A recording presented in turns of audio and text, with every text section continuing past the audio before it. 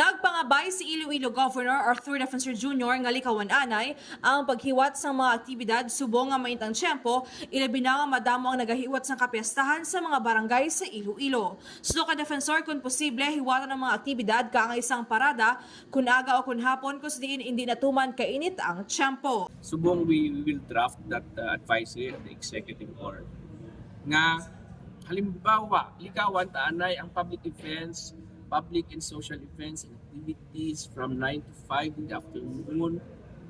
Unless lang ang venue mo well ventilated ka, hindi siya mainit, kag hindi delikado nga itong mga kasimanwa. Likawan tanay ang exposure sa init kag sa adlaw. Unless lang kung napakadto ka sa ubra. Hindi na kita mag-require sa mga dubli nga bayo. Kasi sa opisina, you have to adjust.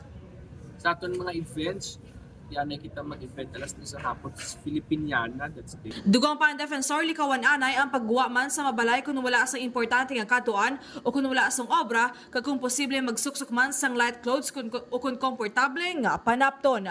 Nahibaluan nga wala na ganabuo sa 40 degrees Celsius ang kapaang nga mabatyagan syudad kag probinsya sa nga Iloilo. Report na gikan sa Iloilo Provincial Capital is ka K5, Jenny Kauyunan para sa kampiyon nga balita sa serbisyo publiko kag kalingawan sa Iloilo. K5 News FM.